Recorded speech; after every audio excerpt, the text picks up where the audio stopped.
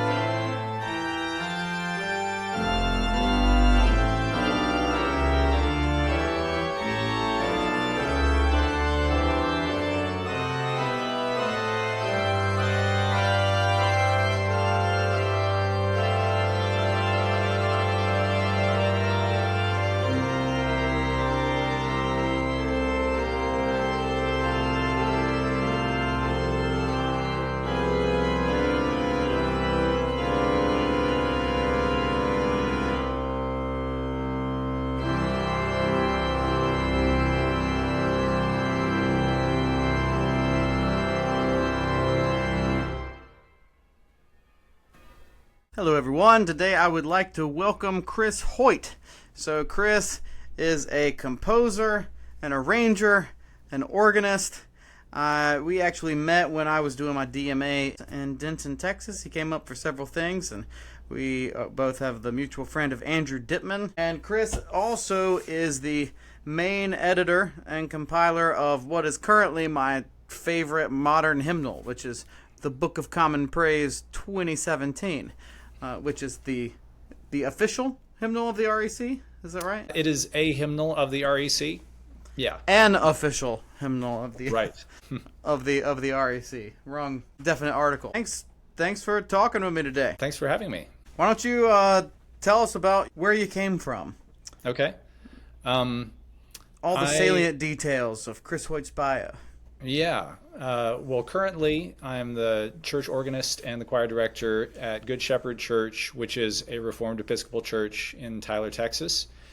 If you don't know, the Reformed Episcopal Church is an Anglican church and part of the Anglican Church in North America. It's one of the founding jurisdictions of that church. Got into church organ work while I was doing my undergrad in college. I was doing an undergraduate at University of North Texas in music composition.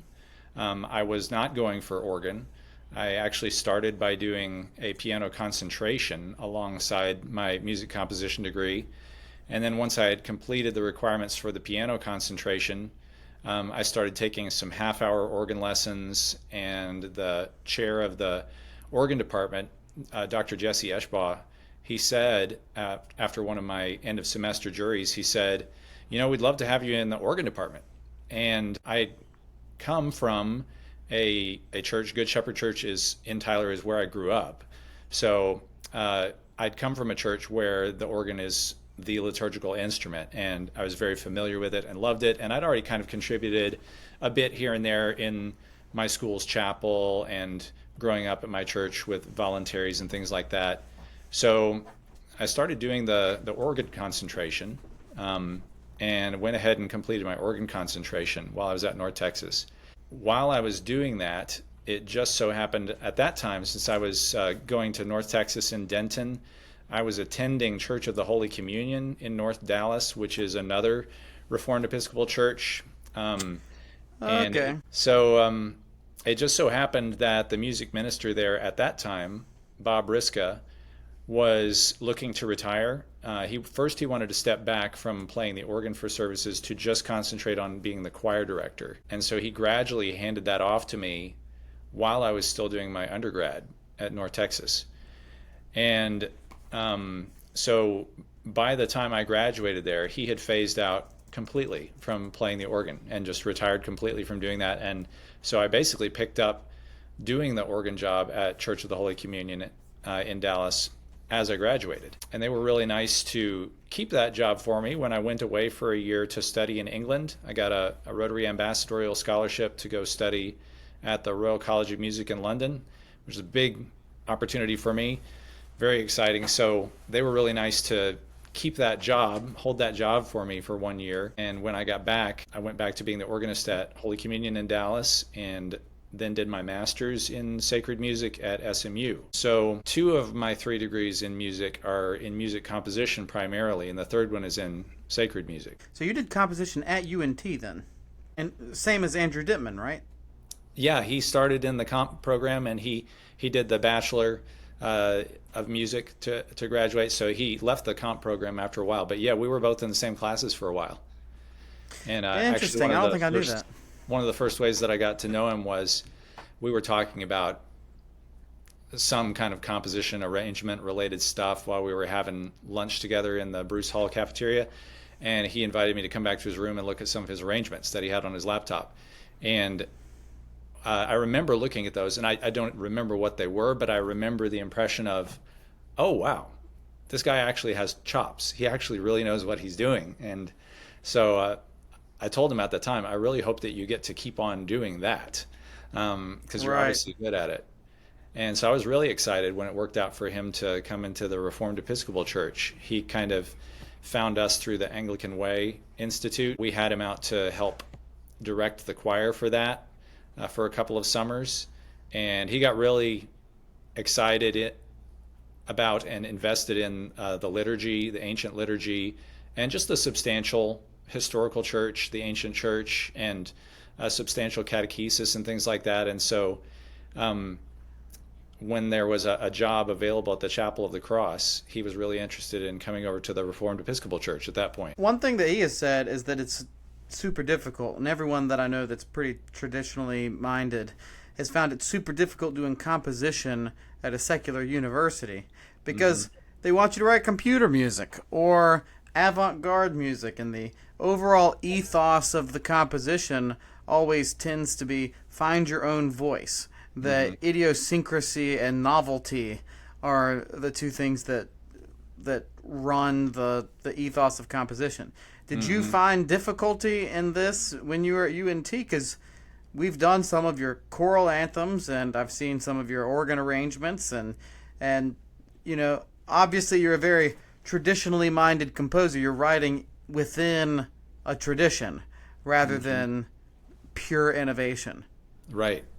Well, it's funny you should mention that, because a couple of years after I graduated, and in fact after I went to the Royal College and came back to Dallas, I don't know whether the North Texas Composition Department reached out to me or I reached out to them, but one way or the other they extended me an invitation to go and speak at the departmental meeting, which I was eager to do because I'd had some time to reflect about my experience at North Texas and at the Royal College, getting a little more perspective, growing up a little bit more, and kind of finally figuring out what it was that I thought was problematic about the approach to composition pedagogy there. I didn't find that they ever stifled traditional sounding music at North Texas. Far from it. I mean, I wrote some things, all the music that I write is tonal. You did have to learn the basic techniques of 12-tone music and,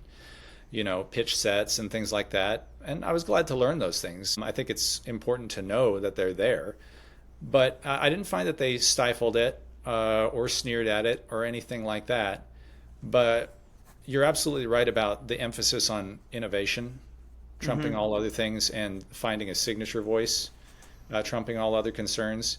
So the music is not necessarily seen as a craft, or if it is seen as a craft, there's no community with a shared voice and a shared set of techniques that can bring a common standard to the craft anymore.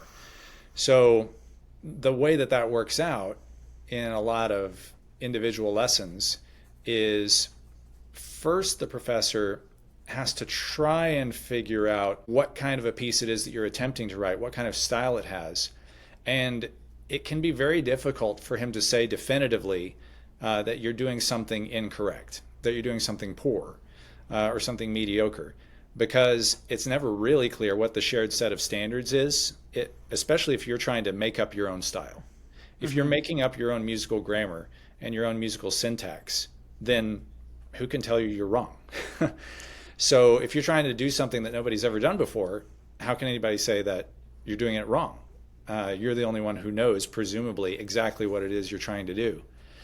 So, although interestingly enough, and this is sort of like also coincides, I think, philosophically with postmodernism, is there's sort of like a flip in that in a way you can't not have boundaries, right? So because I've done some composition lessons as well where it was, learn all of these techniques, but there are some criteria whereby the composition professor is trying to judge your work, even though it's semi-unstated, but it's something. But it's almost as though it goes back to, well, you can only hear three things at any given time. So is there clarity? Is there muddiness? Does it keep your attention? So, and I wonder if that it provides an opportunity as well as being utter chaos, because then it kind of returns music, the criteria for judging a composition, back to things that it should be, while simultaneously doing it in a vocabulary that allows for everything. And if it's going to be laissez-faire style, then it makes sense to me that in the first lesson looking at a piece, you want to establish with the student what kind of piece it was you were trying to write and what would make a successful composition in that style or an unsuccessful one. An easy go-to is there are lots of pieces of music, quote unquote, that did not involve even pitched instruments, that they were, like you say, computer music and sound sculptures. So say a 5-minute long piece that's entirely generated from the sound of plastic bottles falling on the ground, and so little groups of plastic bottles and then big groups of plastic bottles and an enormous group of plastic bottles and just different configurations of that, and using computer tweaks to change the pitch of it or stretch it out or whatever. So if you've got a sound sculpture like that, then it's a new medium, it's an unexplored medium. Hey, hit that like button. So maybe we just don't know yet what the theory is that defines its quality. But we'd better be discussing what it is that defines its quality, what makes it a good or a bad sound sculpture at that point. Because otherwise, you're just casting about in the dark. I found when I was doing lessons at North Texas that some of the most profitable learning experiences for me were actually arranging exercises. They were not billed as composition exercises, but say an arranging exercise that I did for the orchestration class, where they said, take the Chopin C minor piano prelude and arrange it for string quartet. I learned so much on that. And it's because it's got real clear boundaries. And I was there as a student. I don't know the first thing about strings. So that is the time to be learning about how you do multiple stops on strings and how you get from one string to the other and what falls in the range of the viola and all of that stuff. That was a big learning experience. Whereas the ones that were just carte blanche, just write something, those might not be a big learning experience because you're crafting your own exercise as well as then completing the exercise. Yeah, and it's hard to know what the end of a piece of music is when you're composing it just with bottles falling on the ground. I mean, at least if Hans Zimmer could do the same thing, right? Uh-huh. And you would know if it was good because he would be doing it for a movie. Uh-huh. And if bottles falling on the ground, he could create the exact right sound effect for Dune 3. You know? Yeah. Then everyone would say, wow, that's genius. Yeah. Well, I think they used a lot of... Because there's a T-loss, But without a T-loss, it's just bottles falling on the ground. What kind of nonsense is that? Yeah. So did you ever see the miniseries. Oh, it's the one about the Russian reactor, Chernobyl, the HBO series Chernobyl. No, I didn't. It's really outstanding. And one of the interesting things about it is that for a lot of the soundtrack, they just used the sounds of a nuclear reactor operating as the soundtrack. You don't necessarily know that when you're listening to the soundtrack because it's ethereal ambient music that fits. And it's exactly what you're saying. It still had to be crafted to pace the movie and give you a certain feeling at a certain time. So yeah, it had the telos that you're talking about, and that guided it. But with your own stuff, Eternal Ruler of the Ceaseless Round that we did, it definitely falls within the Anglican choral tradition, wouldn't you say? I hope so. Yeah, I certainly felt like I was modeling Vaughan Williams in a lot of places. You can be the judge of how much it sounds indebted to Vaughan Williams, but yeah, I absolutely wanted it to be in the Anglican repertoire. Sure. So, I mean, what things are most important then? Like, let's say someone wants to write in that style of music, and they're going to a university that's a composition degree. What would you tell them to do, and how would you tell them to move past that into learning that idiom? Well, my experience at the Royal College of Music in London was a very fortunate one, and I'm not sure that it's replicable, but it applies to your question. There was an old professor there, Dr. Joseph Horovitz, and he was I want to say 80, maybe 81 or 82 when I got there, and I was assigned to him as one of his students, and he was very young in mind and in heart, and he was still spry enough to make it up the like 3 flights of stairs to the tutoring rooms that we used. And what was great about him was he really represented a previous generation of composers that was no longer represented otherwise at the Royal College. Composers who wrote music for money, for films, for concert hall, for TV series, for school programs, whatever. And he was also kind of the old school gentleman's composer. So he attended a couple of Vaughan Williams symphonies in person when they debuted, for example. He had met William Walton in person, that kind of thing. So what was great about him was when he and I sat down to lessons for the first time, I noticed a really palpable difference in how our lessons were going because he told me very bluntly that certain things I did were wrong. And there was I couldn't double talk about it. So somehow in undergraduate, I had gotten into the habit of hemming and hawing about some of my, part writing mistakes or, writing an instrument in an inconvenient range or anything like that. And because it's hard for a postmodern professor to say, no, this is the craft, these are the standards, that's wrong, I wasn't getting enough pushback to just really clearly, nope, that's wrong. So Joseph Horovitz was very different. From the first time he would look at things, he would say, no, you've doubled the third in that, that's wrong. And it was just very clear, very blunt, no nonsense about it.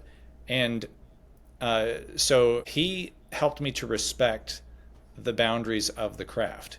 And working with him helped me to realize that it's not that great composers are just such invincible personalities and such transcendent minds that they get to ignore rules.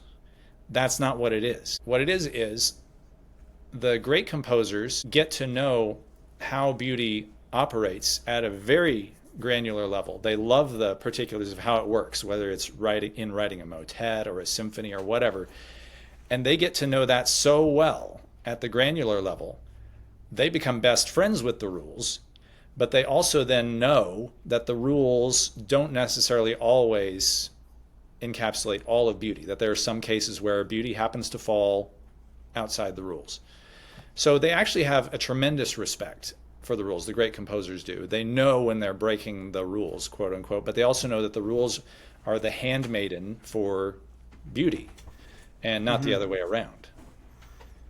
Right. And they knew when it was an exception. Like, didn't Bach have a notebook that he kept where he cataloged, like, every time a composer would use a parallel fifth? Huh. I had never heard of that. I believe you.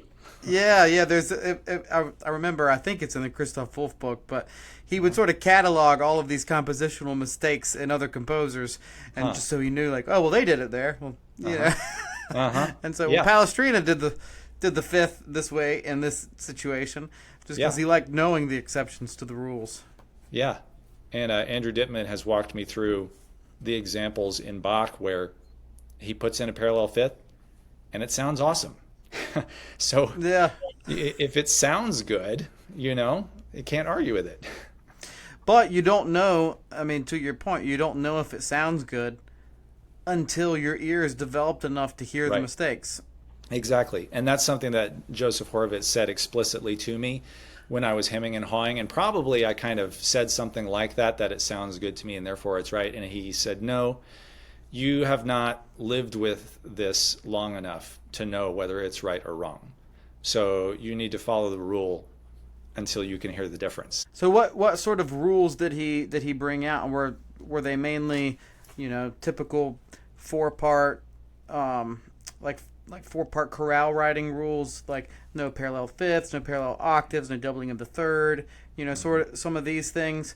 Or were there other specifics that you might not think of that might be really elucidating to people? It was lots of those chorale part writing types of things. It was notational things about transitions between movements, between tempo changes. This maybe reflects a little bit of his taste. He was very aware of dead rhetorical space in music. So a silence that's not accomplishing anything. There's a rest or a silence that is architectural and intentional and it says something. But he was very aware of just dead space in music. So he would sometimes call me on that. This is just empty right here. There's nothing being accomplished here. So he helped me to tighten up the argument of my music that way sometimes. Yeah, he actually, speaking of the argument of the music, knowing when the harmony is taking a step forward and when it's just meandering, he was big on that. So he had a great story actually about his teacher, Nadia Boulanger. He was one of the ones who studied in person with Nadia Boulanger, but then didn't everyone. And so everyone except Keith Jarrett, who had the opportunity and said, "Nah, I'm good." Who's like the only person who could do that, It's like, well, fair enough.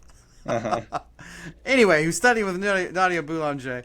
Just thought. Yeah, so he took her a piece of music.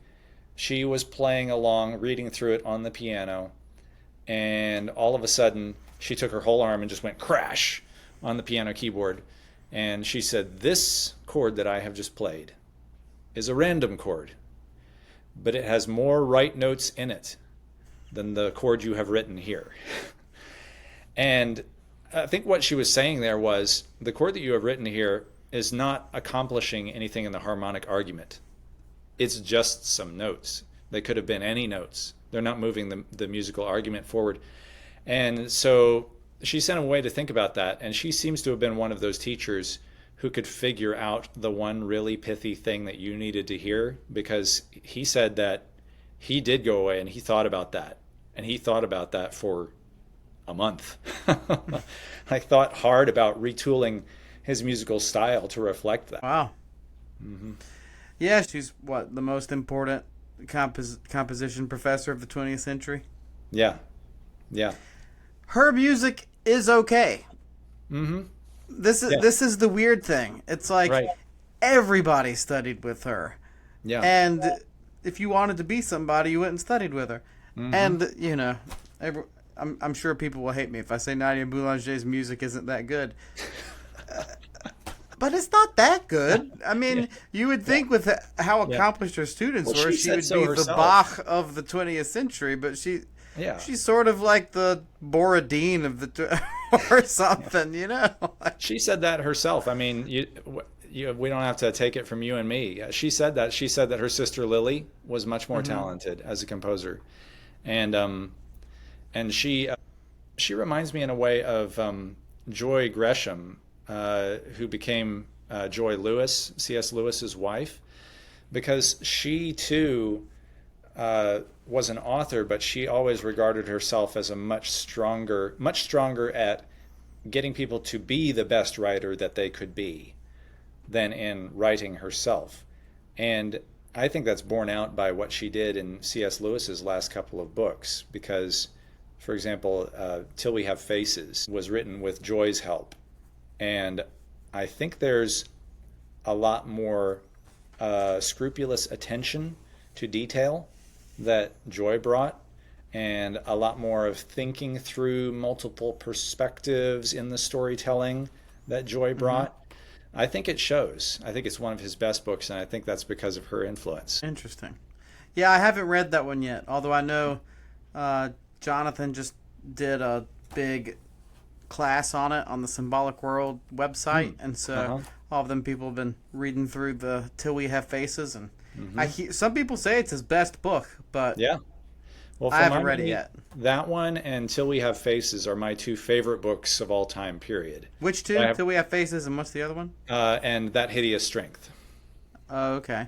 Mm-hmm. Yeah. Third in the Space Trilogy. That Hideous Strength is definitely an acquired taste. So I get that. It's a weird way to wrap up a space trilogy, a science fiction series with basically a fairy tale intended for adults. So I don't know that everybody needs to like it. I did not like it and did not finish it the first time I tried it. But yeah, it's one of my two favorites now. Can you read it without reading the other two? Yeah, you can. You'll miss a little bit of context about a character named Ransom, who shows up halfway through the book, because he's the one who's been the protagonist of the first two. But you can definitely read it on its own. Well, going back to music, yeah. One question I have a lot is how to devise a good melody. Because when I'm looking at music, especially of like the old English, well, I say old, but like the turn of the century, early 1900s, when you're looking at the melodies that Stanford came up with or Perry came up with, sometimes especially like And I Saw a New Heaven, I'm just like, how in the world did Bainton come up with that melody? And that is totally dumbfounding. And so I don't know if it's just totally text driven to begin with, or what the process is, but do you have any insight on that?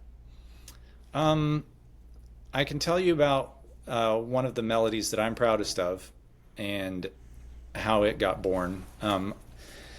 One of my choral anthems and hymns is called Good Shepherd, Lead Thy Weary Sheep. And so it has a melody, da da da da da da da da, la da da da da da da da. And I know it often happens with melodies, not always, but it often happens when I'm writing a melody that I'll get the germ of the melody and something about it will catch my attention. And it's hard to say what that is, but in the case of that melody, it was da da da dum. That's all it was, those four notes. There was something about that I thought, that sounds really promising. And I don't know why it sounds really promising, but I feel like it's got legs and it can go places. So I was taking a 2-hour drive that day because I was actually driving from Tyler to Dallas.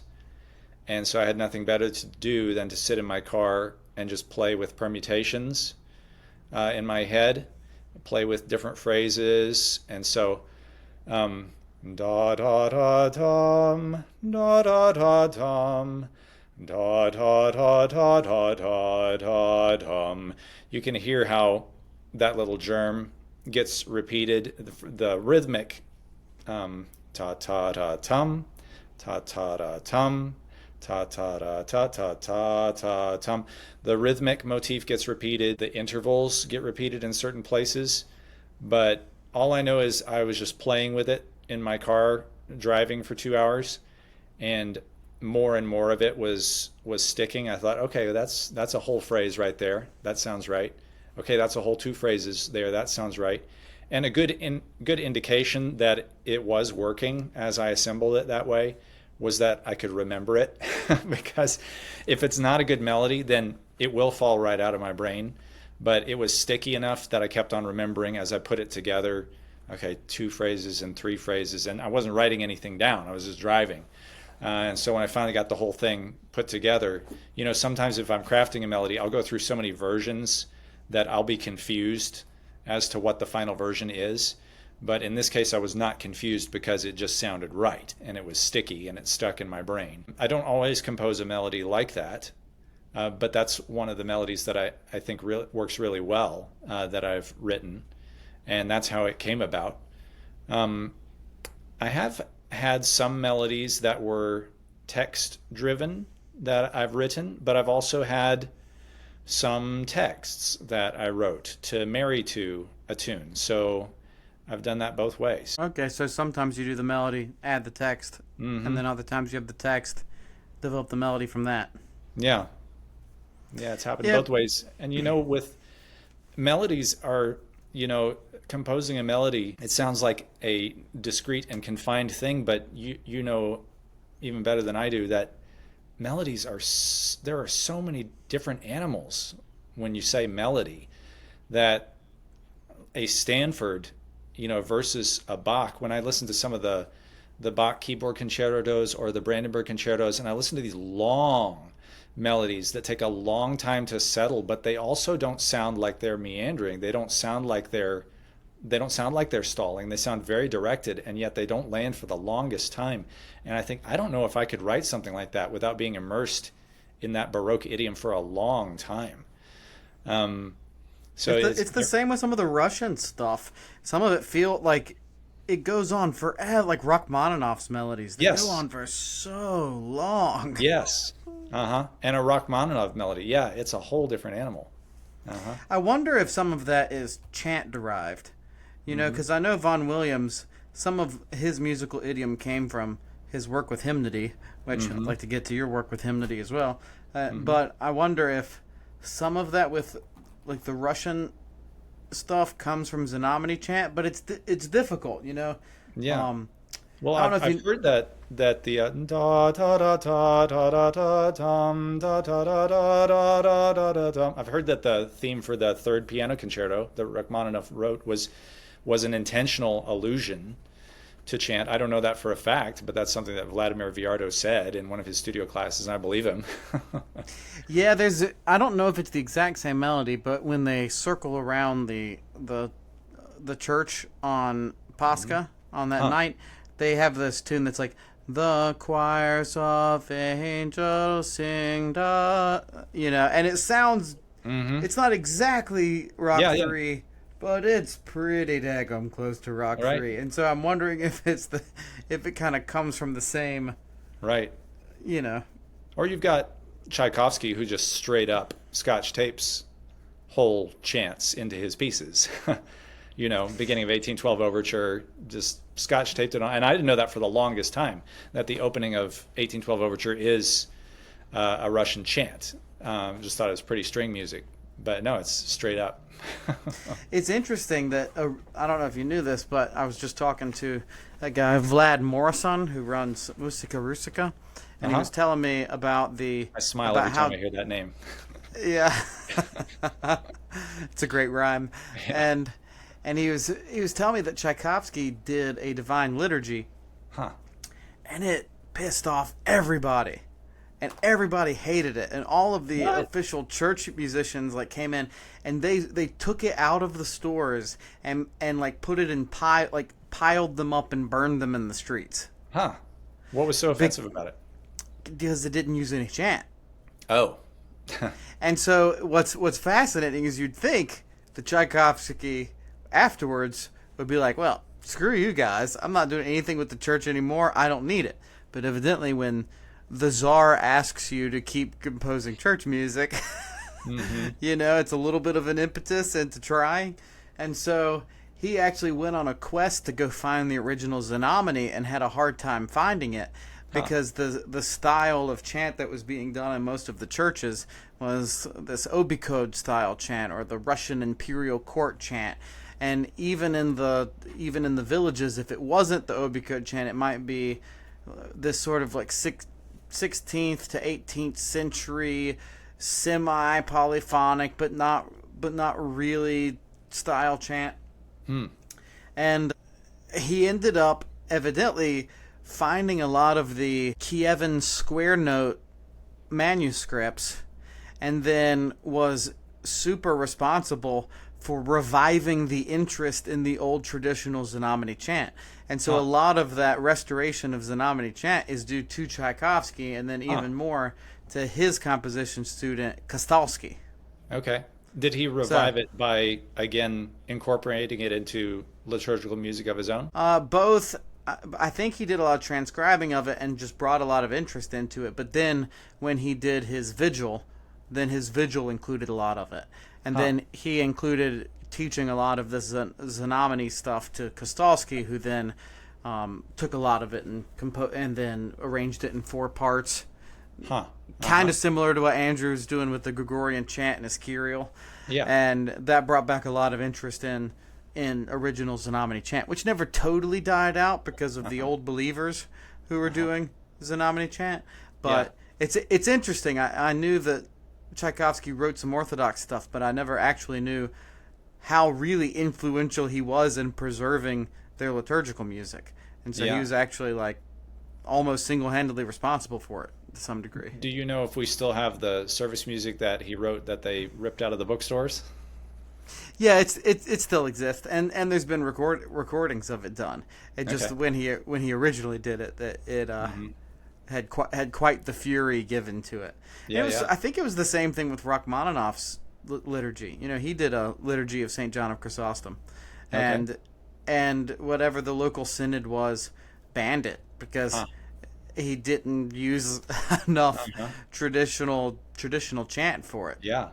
And I actually don't know with his Vespers how much of it is verbatim the prescribed chant and how much he's just free composing. Yeah, I want to do another interview with Vladimir just on the all night vigil, but I think more of that is based on the Znamenny, and it's interesting because Tchaikovsky went back to the Znamenny, but I guess I need to ask this clarifying question as well. Well, if they were upset that it wasn't using chant, I guess they really didn't care about the Znamenny chant. They just cared that it wasn't using any of the chant that they had. Yeah. You know, it wasn't using Obicode or one of these chants. So they didn't like the whole freely composed music. They wanted it based on something. Yeah. Do you know if that's still kind of, I mean, you can't talk about the Orthodox Church, and that's a big animal to talk about it just as if it was monolithic, but do you know if that's still kind of the rule that church compositions need to incorporate chant? I was having a conversation with someone, so this is like a secondary account of a secondary conversation, but evidently Benedict Sheehan was talking to someone about what is the rule for whether or not it's Orthodox church music, and the rule is whether your priest lets you sing it and the people don't hate it. Yeah. So it's like whatever gets sung in church, that's it. Yep. And so, you know, that's different at different times because there's such a wide variety, even especially within the Greek church and within the Russian church, of the type of music that can be done. But you know that people are. I mean, there's one guy I forgot his name, that created an Appalachian set of tones, like an Octoechos. You know, Thomas Tallis had an Octoechos that he created. Okay. I don't know what Octoechos means. So the Octoechos, it goes back to St. John of Damascus. Sorry for this long ramble. I got to get back to asking you questions, but that's okay. So St. John of Damascus it's attributed to him, and everything is around 8 because, you know, the 8th day, like the new day, like the day of creation, the first day, it's like the eschaton, also the resurrection. And so there's this system of 8 modes. Right. And those 8 modes, it's analogous to in the West. There's the 8 modes: Dorian, Hypo-Dorian, Phrygian, Hypo-Phrygian. But then in the East, it kind of functions slightly different in different places. In the Byzantine chant, the Octoechos really is relatively similar. Like they're sets of notes. The Syriac also have their own octoecho system. The Okay. Georgians have their own octoecho system. The Armenians have their own octoecho system, but in some of these they're less like a scale and they're more like melodic formula that have to be used. So Right. Znamenny is derived from Byzantine chant, and with lots of deviations, of course, originally coming from translating it into Slavonic. But in the Znamenny, it's melodic formula more than it is like a set of notes to use. Scale, yeah. Mm. But every Sunday, and different parts of each Sunday are attributed to a specific mode, and then days of the week, and then times of the year, and then the modes changed. So there's in the Lenten Triodion, there's 8 modes. The Octoechos is different, and then there's Stichiron modes and Troparion modes and Kontakion modes, and so even though there's 8 modes, there's really 57 modes, but it harkens all the way back to the original ancient Greece, where the modes are meant to convey a different affect for the given music. Okay. Yeah. And so Thomas Tallis kind of played around with this himself, and I forget which tune it is, but it's written in Thomas Tallis' third mode. Uh-huh. Well, the third mode melody. Da, da, Yeah. da, da, da, da, da. Uh-huh. Yeah. Yeah, so what he means by third mode is he had 8 modes. So he was Okay. he was sort of copying the East in a way and creating his okay. own 8-tone system. And Oh. so with this system, you can take any text and fit it into the mode. And so that's the use of the system, is that then it gives you parameters for setting texts. Gotcha. But then, of course, there's all kinds of special melodies that are used as well, in almost all the forms of the chant. So anyway, I don't know how we got off on all that. I think we got on to octoechos because we were talking about how melodies were derived Tchaikovsky, and yeah. how long and meandering how Tchaikovsky helped derive Znamenny chant, and Rachmaninoff's chants were related to Znamenny in some way, because we were talking about how he has these long, flowing melodies that are totally different than a Baroque melody. Right. I think that's where we got onto it. Yes. Yeah. Sorry for that long explanation of octoechos. No, it's great. Yeah, so because I'm always asking Andrew, I'm like, how do you create the perfect melody? But that's it's interesting what you're saying about, one possible thing is if it sticks in your mind and it's sticky, that's a good indication that you're on to a germ of a melody that then you should elaborate on, and Right. that can be a little bit genius. But the Well, melodies of Bainton and Perry and Stanford, they're so exquisite, and even in the big, and they're not just the melodies, but looking in I Was Glad by Perry, I played it not too long ago, and I'm just playing through the piece thinking, God, I could never write that. That's that's so genius what he does right there. How did he have that sequence right there? What in the world? What is that? Oh, yeah. Well, I mean, I dare say nobody's going to want to reset that text for the royal coronation or anything like that for a while. It's one of those that's just that inspired. A couple of composers have actually turned down an opportunity to set Zadok the priest for the coronation ever since Handel said it, because no, why would I do that? Set myself up for that failure. Yeah. Obviously, I can't. It's who's going to sing the national anthem after Whitney Houston sang the national anthem? Right. Yeah. Yeah. Yeah, nobody can do it after that. That was the best one. Yeah. Another thought when it comes to melodies, and this one's a little more abstracted, but the concept of unity and variety in balance with one another, which is just a very universal artistic principle that any work of art that's going to be compelling will have to find its balancing point of unity and variety.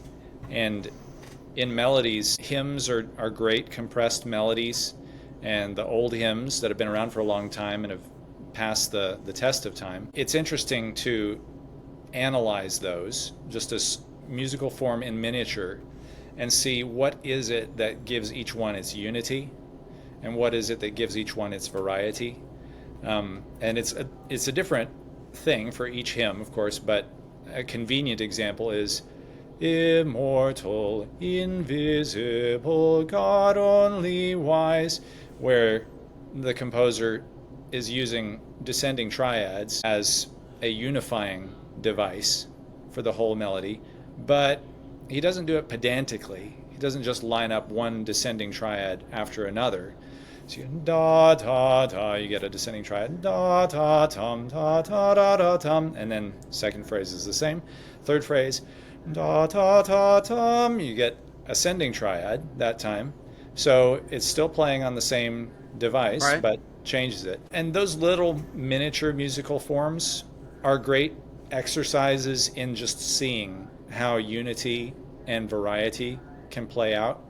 And, I guess I dare say there's a Trinitarian stamp on that, because God is both one and several. So he is unity and variety, if I can say it that way. And I think, therefore, everything that is artistically compelling bears a Trinitarian stamp like that. No, that makes sense. I think that's why you can say that ontologically God is love, because he is the reconciliation of multiplicity and unity. Mm-hmm. How would you do that with, I'm just trying to think through other hymns, all my hope on God is founded, da da da dum. I guess it starts with the same thing. Da da da dum, da da da da da da da dum, da da da da da da dum. Da dum da da da da dum, da da da da da da da dum. Yeah, how would you do the unity variety on that one? I'd have to sit down, I guess, a little more Yeah, absolutely. No, I'd have to sit down with it and think about it. Sometimes it's going to be a rhythmic motif that ties it together. Sometimes it has to do with the phrase lengths. Sometimes it's discrete intervals. It plays out differently in each one. But yeah, I can't do it on the fly. I'd have to think about it for a while. No, that's a good one I should think about, because to me, Michael, that hymn tune, All My Hope on God is Founded by Herbert Howells, for those who don't know what we're talking about, is like the most quintessentially English sounding melody. Yes. And the way that it flows, or Repton. Mm-hmm. Or Engelberg, maybe. Yeah, very, very English sounding. Blainword. So of your hymns, now that you've done a hymnal, right? So, how much of the Book of Common Praise 2017 is Chris Hoyt, and how much of it is committee? Well, let's see. I don't know if we set this book up, so should I set it up real quick for the listeners? So, sure, set it up. This was the hymnal that the Reformed Episcopal Church created, and the official hymnal project started back in 2014. Most of our churches up till that time had been using the 1940 hymnal. I don't know that there was an official hymnal of the REC, but if there was one, that would have been it. And we were very aware of some of the holes in the 40 hymnal by that point. It didn't have certain staple hymns in it, like Amazing Grace, Be Thou My Vision, Come Thou Fount of Every Blessing. And so Bishop Grote, who was then the presiding bishop, and Bishop Sutton, they both met with me and talked about the possibility of doing a hymnal project. There had been a hymnal supplement project that had been going for some years already, and that existed before I came along. So there was a committee already meeting and choosing hymns for a hymnal supplement that was intended to supplement the 1940 hymnal. But Bishop Grote and Bishop Sutton thought it was time to go ahead and do a full-blown hymnal. For one thing, because the 1940 hymnal is getting harder to find, and its days are numbered, presumably, So there's so many good hymns that aren't in it, like you were saying. That's true. Amazing. Yeah. Great. And all the new ones. I mean, it doesn't have All My Hope on God is Founded, because it came too late. That's right. Yeah. Doesn't have Repton in it. Doesn't have Jerusalem in it. So yeah, it didn't really represent the best of Anglicanism anymore either. So it started at the hymnal project, as a hymnal project, full-blown, started in 2014, and what the church decided to do, the denomination decided to do, was to take the selections that had already been made for the supplement and just roll those into a full-blown new hymnal. And so the committee that was in charge of selecting all the hymns was called the Liturgical Music Commission, and they selected all of the hymns that are in our 2017 hymnal. So even stuff that's mine had to get voted on. Everything went through a vote. And you were on that?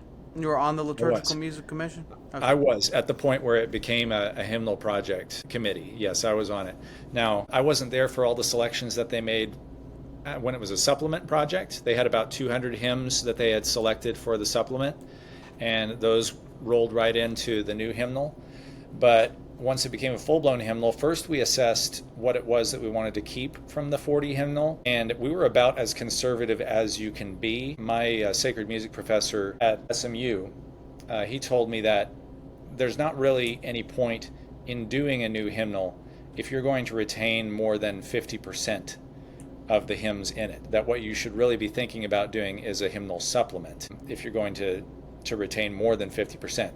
And we retained 50%. So in my mind, we were about as conservative as you want to be if you're creating a whole new book. So we selected the hymns, voted on the hymns that we wanted to keep from the 40 hymnal, and then that left us still with a little bit of real estate to work with, about 200 hymns. And for that, we had some topical categories that we wanted to address. So we knew that, for example, we didn't have enough hymns for Advent. There were only, I want to say there were only 12 hymns that were designated for Advent in the 40 hymnal. Wow. So, because I would say you have a ton of hymns in there for Advent that we've never done. And right. So it's a great resource for Advent specific hymns. Yeah. And some of those about the palms and stuff. There's like a couple Advent hymns that I used on Palm Sunday because I'm like, that's a great Palm Sunday hymn. Yes. Yeah, because that first Sunday in Advent in I guess it's one of the ancient readings. It's in our Book of Common Prayer, is the reading about Jesus' triumphal entry. So it has everything to do with the palms. That's why you get the palms theme in both places. Yeah, we've got more Christmas music now in the 2017 hymnal than any congregation could ever do.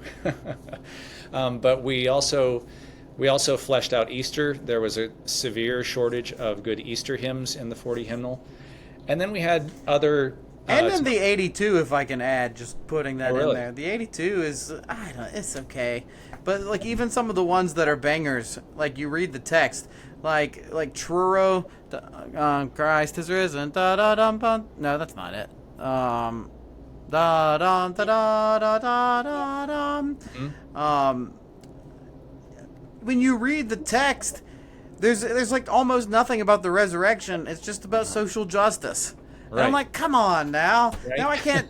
It's like now that I've read the text and I know that it's just absolutely empty of any real meaning, I can't in good conscience sing this hymn. So I think I found another text that you had in here, and if I don't remember if it was to Truro or not, but I put it to Truro, and I was like, okay, that's better. We can do this now. And so, anyway. Yeah, so we had some other topical areas too that were, having lived with the lectionary for a while, I had noticed that there were gaps in the hymn repertoire. So you can read all about them in the preface to the hymnal, but I'll just mention one. For example, the healing miracles of Christ. When it came to any of the hymns in the 40 hymnal that had to do with the healing miracles of Christ, were essentially focused on what I would call a social gospel mandate, that we ought to do good to our fellow man as Jesus did good, which is certainly true, but it's also a very narrow theological dimension of the healing miracles, and we didn't have other hymns that talked about, say, Jesus making priesthood pure as he did when he healed the leprous man, so that he was ceremonially pure to go into the temple, or Jesus showing that he heals inwardly as he did when he told the paralytic man to take up his mat and walk, to prove which is easier to say, your sins are forgiven, or rise up and walk. So we had some theological topics like that too, where we needed more repertoire. to really represent what the lectionary was saying. That makes sense. Carry on with the story. The Liturgical Music Commission, selected all the hymns and voted on all the hymns that are in there. The Diocese of the Southeast in the Reformed Episcopal Church is primarily black churches that do gospel music for the liturgy, and so they submitted their own pieces for the hymnal. Then it was my job to basically handle the editing of the volume, and Bishop Grote decided that the way he wanted the project structured was he wanted the committee to pick, and he wanted one person to make all the editorial decisions.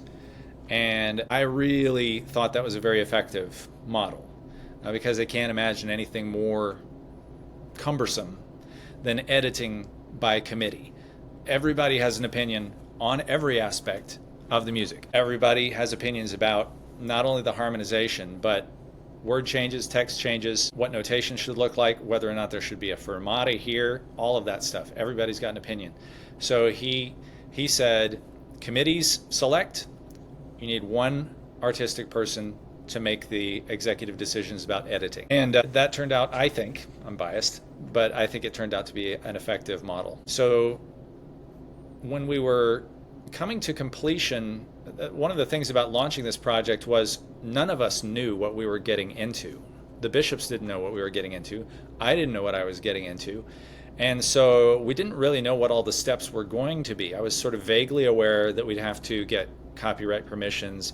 I was vaguely aware that we need to figure out a printer, a publisher.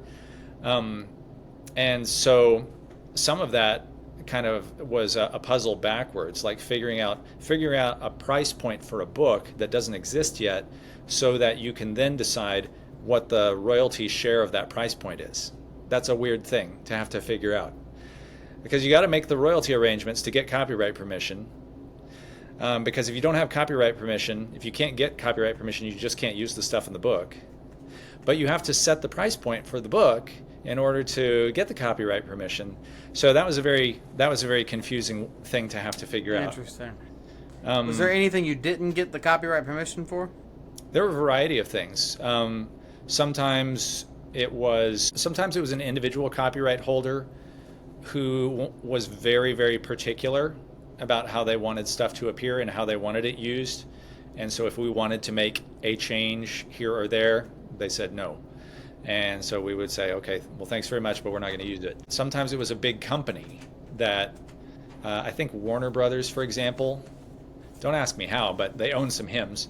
And so they're such a big entity, and they're doing such a big volume of business with lots of money, that they just had this standard thing, and it was like a discrete fee of $300 to even use this hymn at all. And so I would look at that and think that's way more proportionally than anybody else is getting on the first print run of the hymnal.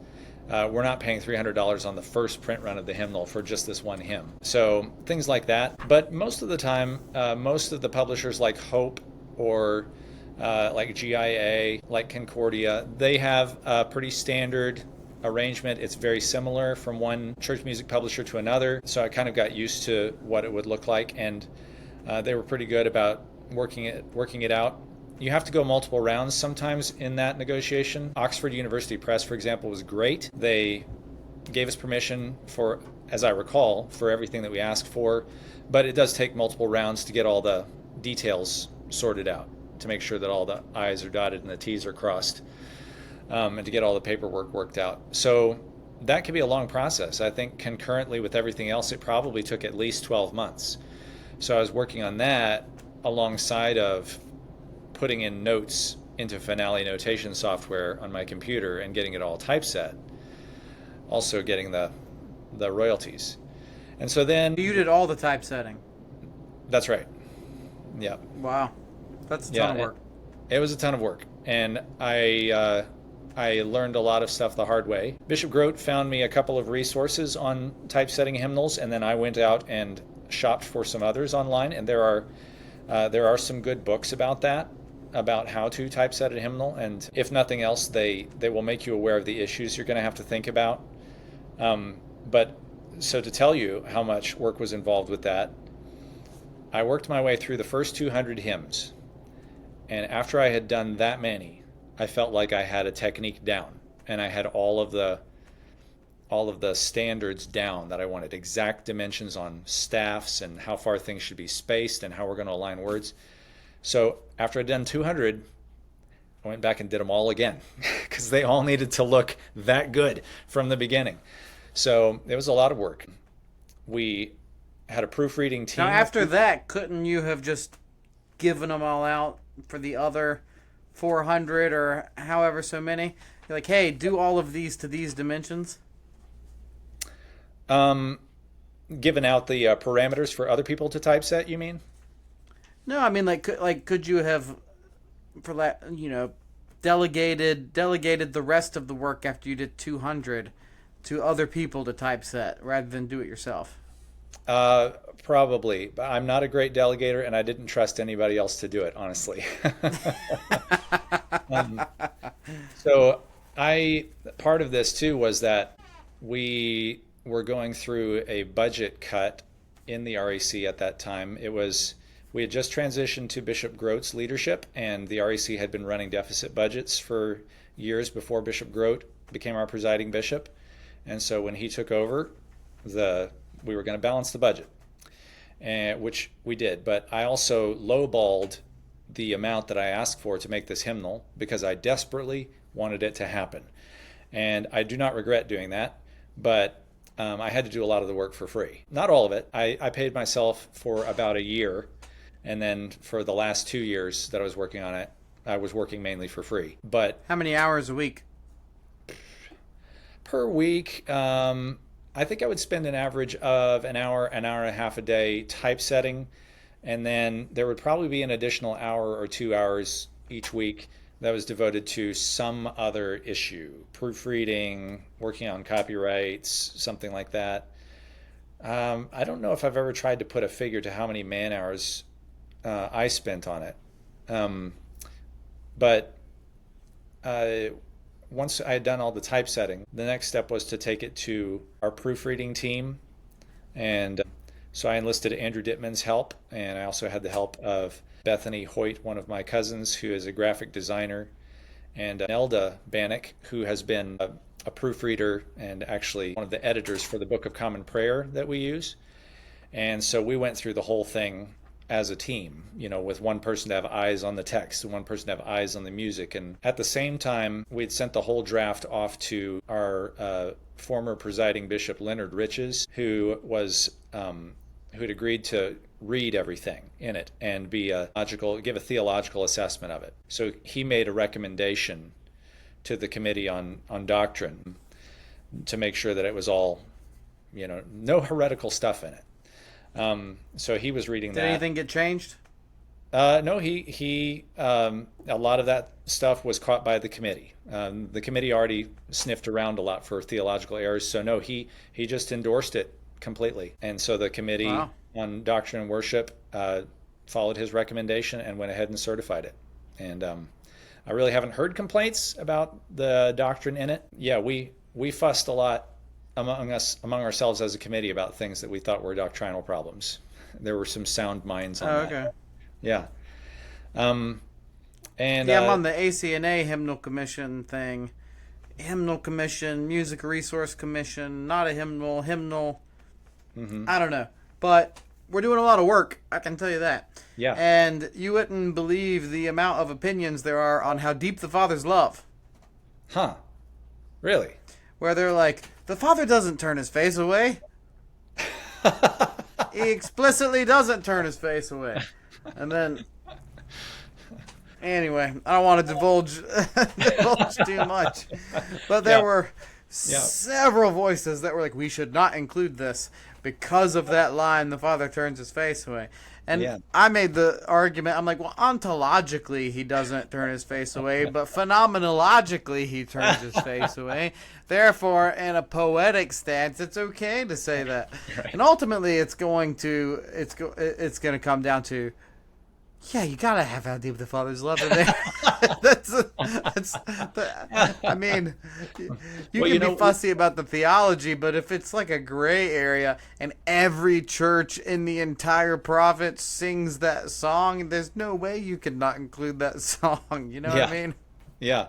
So I remember some conversations like that in our committee. I remember that somehow we had a long conversation about whether on the day of judgment, God was going to read out to us, as it were, all the things that we had done wrong, or whether that stuff is just forgiven, forgotten. It's not going to be mentioned now.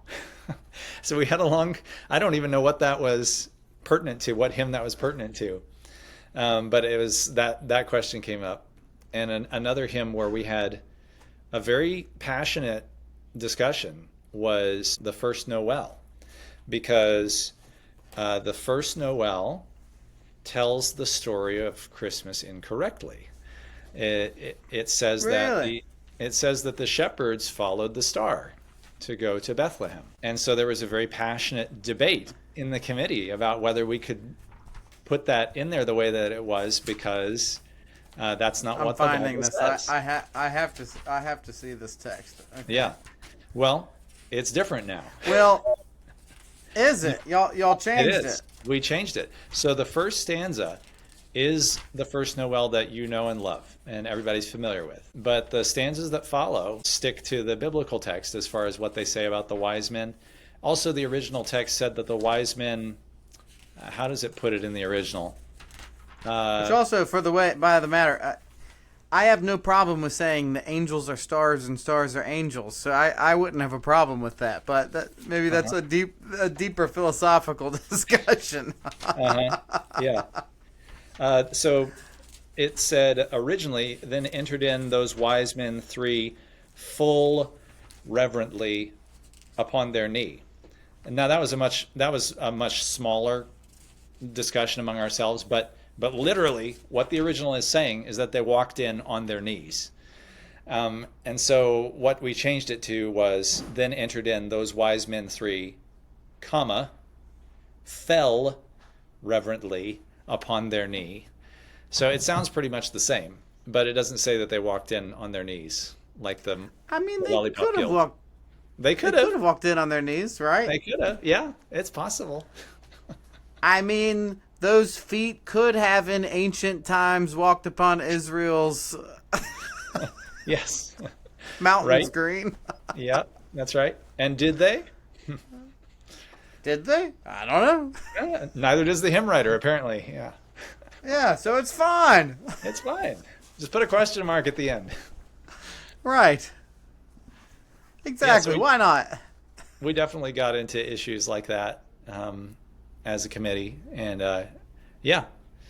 they were fun. A lot of those discussions were really fun. So you changed the first Noel, the angel did say, was to certain poor shepherds in fields as they lay. All that, if memory serves, is exactly the same as it was in the 40 hymnal. The whole So first y'all stanza is determined the it was same. fine. The first stanza we kept completely the same. Didn't change a thing. But we did change the later stanzas so that it no longer said the shepherds Okay. followed the star. It no longer said the wise men walked on their knees, stuff like that. But stars are angels, so Yeah. it's And the world will decide now how great the outrage is over changing First Noel. I know that you're in Tyler, Texas, where all things are traditional, right? Isn't Tyler known as Bishop Strickland's place?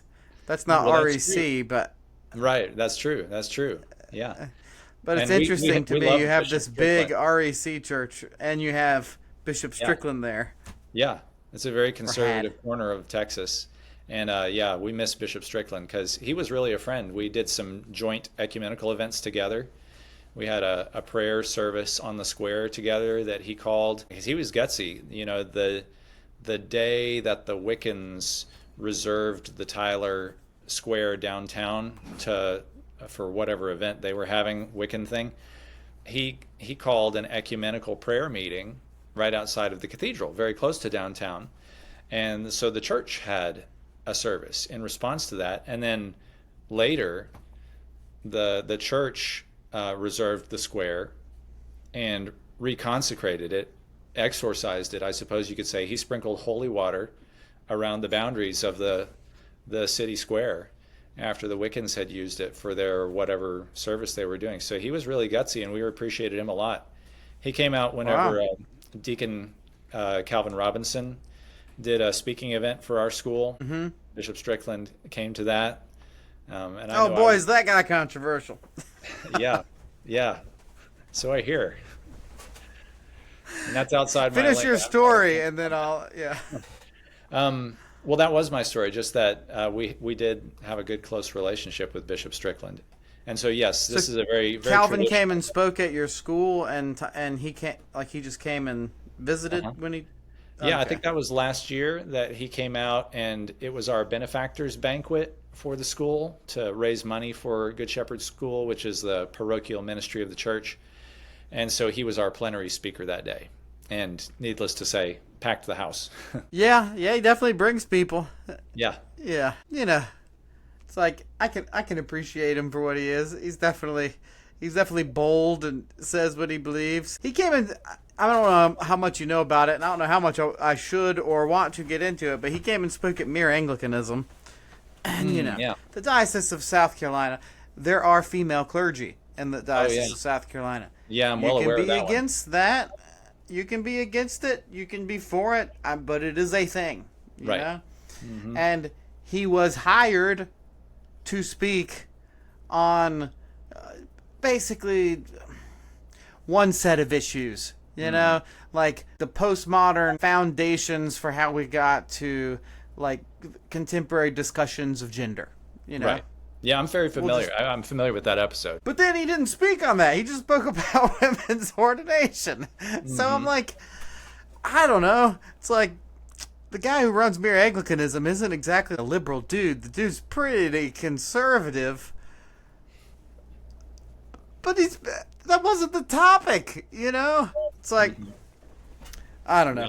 I felt like Calvin could have said everything he wanted to say, but done it in a manner where he wouldn't have gotten himself kicked out, Mm-hmm. It's like, whatever, I don't run it. I'm not Calvin. I'm not him. And it's like, I don't necessarily disagree, but I don't know if I want priests being trolls either. Mm-hmm. I'm sorry, I'm not going to give you juicy content on this one. I want to stay out of this one. Oh, come on, man. I think there's a place for a troll, just for the record. But I think the troll is like the comedian, the jester, the joker, Yeah. It needs to exist. I'm all for trolling. Right. I don't know if I'm all for priests trolling.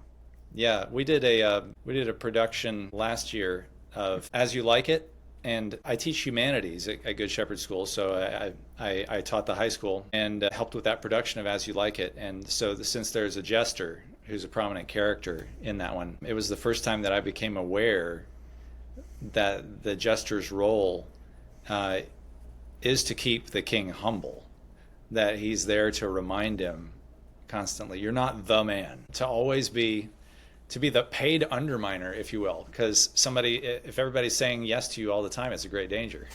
So it was interesting to think about that when we were doing that play. There's a place for it. Yeah. There's a place for someone saying the emperor doesn't have his clothes on. Yeah. Mm-hmm. So anyway, moving away from Calvin Robinson. But it does beg the question, you're in this super conservative part of Tyler, Texas. You got Bishop Strickland. The REC is super conservative. I mean, they're like, what, maybe the most conservative voice within the Anglican Church in North America? Possibly, yeah. We certainly have that reputation. And I know that y'all aren't particularly fond of the contemporary Christian stuff.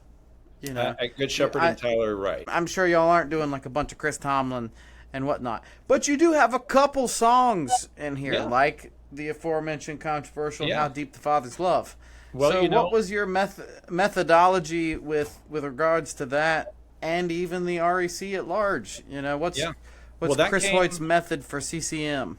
That came directly. That was a directive from our bishops, Bishop Grote and Bishop Sutton. who were the impetus behind the project, they both gave us a real clear directive that they wanted the best of contemporary Christian music represented in the hymnal. And so we tried to take that directive seriously and looked at a lot of things. And you're right that here at Good Shepherd in Tyler, it's very conservative. We don't really do contemporary Christian music, but that's not to say that all REC churches don't. And Bishop Grote, for example, when he brought Trinity in Houston, I think I've got that right, Trinity in Houston into the REC, he saw that was exclusively their diet, was contemporary Christian music. And Really? or at least that they were always guitars, keyboard, that was exclusively how they did their music. And so he posed them a challenge. He said, okay, you keep doing music that way, but I would like to see you stick to the hymnal. And they took that challenge on, that's an incredible thing. They actually adapted all of the hymns in the hymnal to where they could sing them in 4 parts the way that they're written in the hymnal, but they could still have their guitar accompaniments, and they could still have, the sound that they were used to. And you can look up some of those recordings, I think, still on their website, Trinity REC in Houston, I want to say. So anyway. Your hymnal or the 40? Well, you can look up the recording of their sound on their church website. But no, I mean when Bishop Grote told them that they needed to do the hymnal. He wanted them to stick really? to the 40. Yeah. Mm-hmm. Wow. So it was a big Because there's challenge. some contemporary Christian, like How Deep the Father's Love. Great. In Christ Alone, some of the Getty stuff. Right. I mean, not even every Tomlin thing is bad. Some of it's fine. Yeah.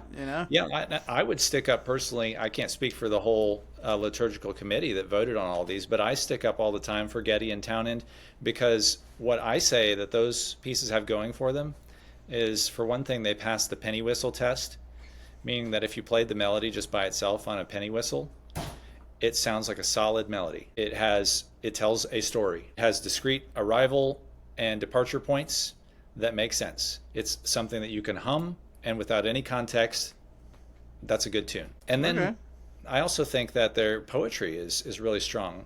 One of the things that I found in the project was, to my surprise, I thought that musical integrity and substantial music was going to be the hardest thing to find. Good poetry was the hardest thing to find, for sure. There is a lot of, even at its best, people who are trying to write traditional hymns tend to write things that I would describe as rhymed prose. So there is nothing about it to set it apart as poetry other than the fact that it rhymes. I hate casting shade on people, but is that, would you cast like Fred Pratt Green in some of that? I would, yeah. Rhymed prose? Yeah, that's what I always think when I'm going through his hymns, yeah. Mm-hmm. Okay, or like half of the stuff that GIA does. Yeah, I don't know. But yeah. It's like anytime I encounter one of these new hymns, it's like, yeah, it rhymes, but then sometimes like the words are like, I don't know. It's just hard for me to take a hymn or a song that uses the word sparkly seriously. Right. If it says sparkle or sparkly, right. I'm done. Right. I'm never gonna sing that. Yeah, or there are hymns where test tubes show up in the lyrics, and you're kind of done after that. Sucks all of the ethos out of it. I mean, I guess if T.S. Eliot wanted to write a hymn and he had test tubes in there somewhere, somehow it would make sense. But right. Right. But yeah, there's a more holistic. If you're going to write good hymn poetry, you have to have a more holistic ear than just end rhymes and just a meter. There are also assonances and alliterations and the flows, just the dance that your tongue does to make these words has to feel good and pleasant and sound good and pleasant when you do it. No, I totally agree. Like we're going through all this contemporary Christian stuff. And I just say, like, you should at least, I get the bishops want to have contemporary Christian stuff, especially for the ACNA. REC is super traditional. So y'all having less makes sense. But if you're talking about the whole province, there's churches that only do contemporary Christian stuff. But you should be able to read the text by itself, and it at least sort of stand on its own. You know what I mean? Yes. If it's just, whoa, your love, your face, I need it. Your love is great. We need it. Like, this isn't. Read some St. Ephraim the Syrian, or like, Joseph the Studite, or there's. It's like Lutheran satire. The guys at Lutheran satire say when they're doing the Clint Eastwood critiques contemporary worship music, these lyrics sound like my 5-year-old granddaughter married a Care Bear and they wrote their vows to each other. Yes.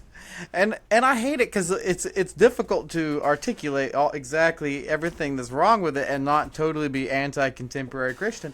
Because honestly, I'm not anti-contemporary Christian. I've actually, on this particular committee, introduced a ton of contemporary Christian songs. Because I'm for someone who doesn't necessarily like listening to contemporary Christian music, I much rather listen to jazz or Messiaen or Bach or heavy metal or something.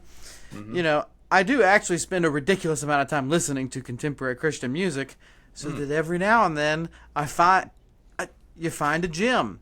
Yeah. You have the most eclectic music listening habits of anyone I've ever met.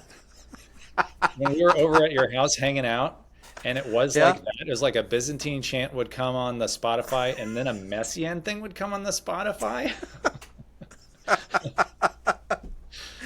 Yes. Yeah. Well, I don't know. I feel like if you want it, you should kind of be exposed to everything. You should draw on everything. So if there's a style of music that I don't really know, I don't really like, I try to come at it with an open mind and ask someone okay, tell me about I don't know. I'll tell you one style of music that I don't really get, and that's rock opera type stuff. Okay. Yeah. Like the rock opera. There's a particular band that's really famous, and everybody loves their stuff. And I don't get it, but I'm trying. I'm trying to get it. I'm listening to a bunch of it. I'm trying to listen to what other people find in it. So I do have limits to my aesthetic. I would never say it's bad. I just don't get it. Honestly, I don't get Britain. Okay. Yeah. I like Hymn to the Virgin. I like the Ceremony of Carols. Okay. But there's so much of his music I really just can't stand. Yeah. Have you ever tried Serenade for Tenor, Horn, and Strings? I have not. That's one of my favorites. I like Ceremony of Carols too. Yeah. How about the Mass in D? I don't know that one. Yeah. I've listened to more of the symphonic stuff that just didn't make it. Didn't make a lot of sense to me. I get and that. I hate the songs. And I've done a lot of the songs. And there's some of these nasty songs. It's writing like lullabies to dead babies. And it's what is this? Why just these horror songs. It's gross. He's remembering World War One. He's trying to deal with World War One. I don't really get everyone loves Poulenc. I don't really get it. Yeah. If I'm gonna be honest. There are a few pieces that grab me for Poulenc, but I would agree with that by and large. Yeah. The Gloria is pretty good, but it feels trite. Which one? The Gloria is good, but it feels trite. Okay. I'm not familiar. But I like his oh goodness, O Magnum Mysterium. I think it's a very interesting piece of music. I like his concerto for two. Is it two pianos? I think it's two pianos. Yeah, his concerto for two pianos is pretty fun. I know that the organ concerto is a good piece of music, but I can't like it. I keep trying to like it. Yeah, it's okay. It's okay. Yeah. Anyway, so back to the contemporary Christian. It seems it sounds like basically we have the same standard, except I'm probably a little more liberal with the standard, but the text should be able to stand on its own as the primary thing. And then the next is the melody should be a penny whistle melody. Can you just play the melody and it's nice and catchy. And if you have both of those things, then fair enough, there's an argument for inclusion if it's theologically sound. Right. I would say that's it for me. Yeah. Okay. I'll add on top of that, like, a few of my own criteria is I want it to name God well. I can't stand songs that talk about... There's a song that was recommended called something like Your Name. Mm-hmm. And I swear to you, Chris, it never said the name Jesus. Uh-huh. Or Christ or Messiah or Yeah. like it didn't actually say his name. Yeah. How do you have a song about the name and you don't mention the name? You're ineffable, unspeakable. Yeah. It wasn't like some apophatic mystery upon the name or some like medieval rabbinic thing about Hashem. You know, it was like yeah. it just didn't occur to them to actually say the name in the entirety of the song. So anyway, like, and then it also, like, I do want it to be Trinitarian if possible. Yeah. Mm-hmm. For You sure. know, it's like all the ancient hymns were Trinitarian. Well, the other weird thing about the REC is that y'all have, like, here in the South, it's all black. Uh-huh. Yeah. At least over there on the East Coast. And you know the story behind that is that the sort REC, of, but not really. yeah, the REC came into existence shortly after the Civil War with Bishop Cummins. Okay. I want to say 1870s, and there were a couple of free black men who wanted to be ordained, but the Episcopal Church would not ordain them at that time. And so one of the Reformed Episcopal bishops said, I will walk with you up to Philadelphia. I will walk with you up there so that you can be ordained, since they had completed their seminary studies. So you can be ordained and become priests. And they planted some of the first Reformed Episcopal churches down in the South Carolina, Charleston area. And ever since then, there's been a big pocket of churches in the RE tradition down there who do the Book of Common Prayer with a lot of soul. Yeah, it's a strange combination of like gospel kind of a cappella a lot of times. Yeah. And just singing out and stomping their feet with the 28 prayer book. Right. It's like, what is this? Yeah. It's a whole different world. Yeah, it's cool, you know. I like it. It's great.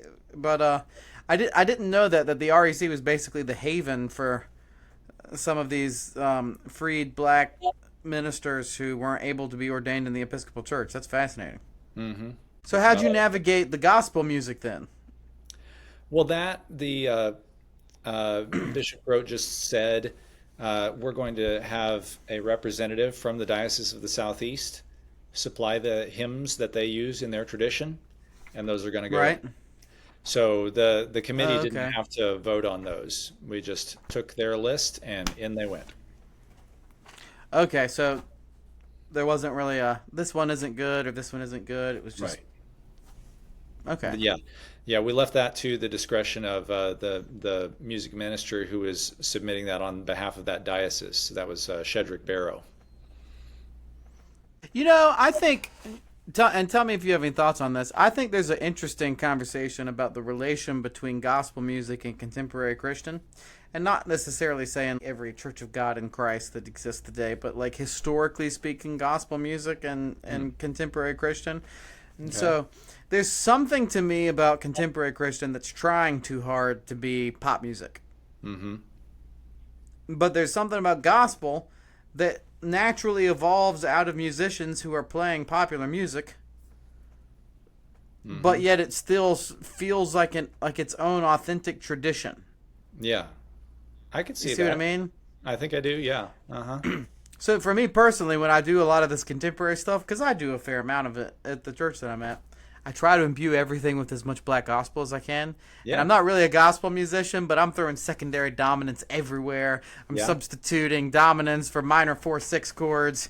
You know, I'm throwing in a flat 6, flat 7 for the heck of it. You know, as many especially the secondary secondary cadences, tons and tons of that, and then trying to throw as many blues licks in as I can. And to me, it feels there's like a different ethos between gospel and contemporary Christian, where gospel is not afraid for the musicians to give everything that they have to the service of God. Right. Whereas contemporary, they're like, are you playing a lot of notes? You should play less of them so that we can focus on the 7 words that we're singing. I get that. Yeah.